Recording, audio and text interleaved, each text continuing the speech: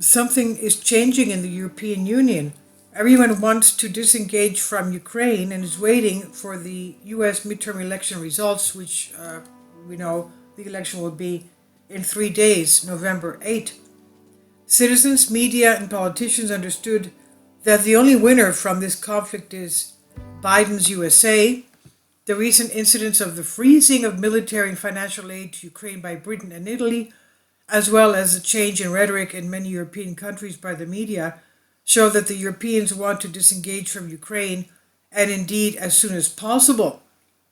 The economic decline of the European countries has brought the social masses back to the harsh reality that they will starve, while, on the contrary, some in Ukraine, and not only there, will hoard. The money that has been given to Ukraine is many billions of euros, and no one knows how it's been managed or if it has been trousered off by officials of the UK, of the Kiev regime. After all, Ukraine before the war was considered the most corrupt country in Europe. There are growing signs that both European voters and the European Union elites are losing interest in supporting the Kiev regime of Zelensky. This is also the reason why the Biden administration is pushing Kiev to achieve a greater victory by any means, and regardless of costs and losses in Kherson. He wants to present something domestically in the US before the November 8 election.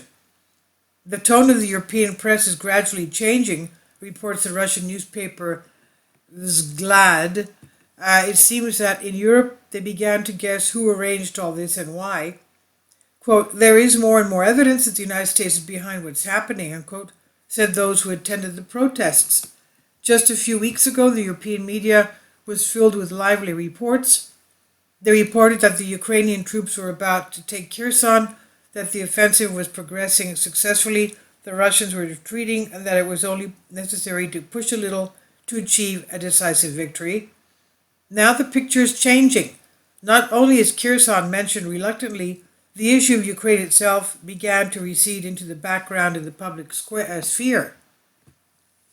Thus, Italy froze the sending of a new package of military aid to Ukraine. Germany helped Kiev so as not to harm its own interests, and even received accusations from Kiev that its actions resembled a slow sports car.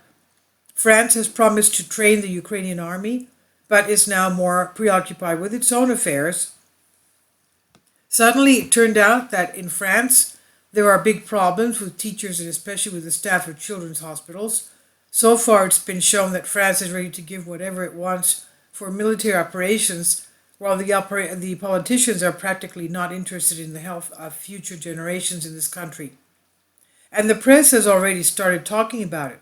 For example, France Soir, in its material, raises the question of how such a corrupt country as Ukraine receives multi-billion-dollar financial aid without any effective control over who gets all that money, and what and why it is spent on.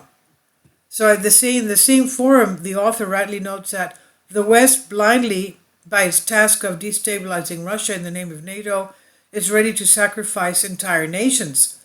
Of course, we're talking about Ukrainians and Russians who were turned into expendable material, which it is desirable to weaken as much as possible, but the sacrifice of the French people or the American people is completely undesirable, because all peoples are equal, but some are much more equal.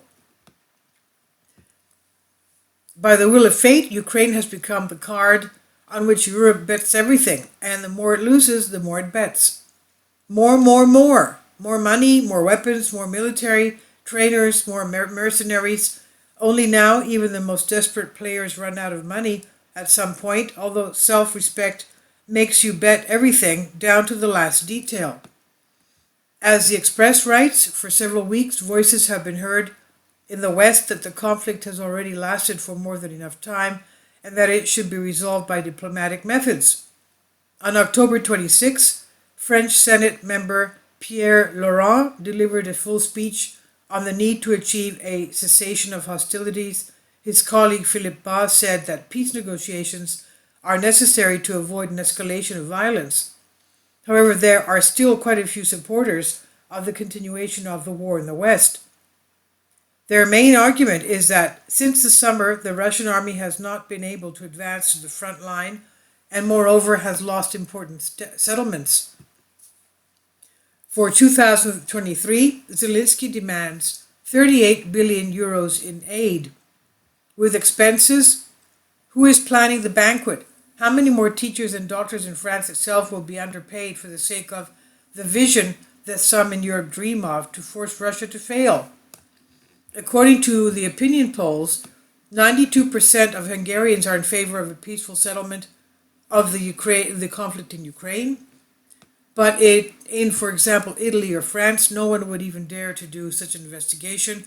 With all the statements about freedom of speech and the importance of public opinion, and yet people go to demonstrations to express their opinion.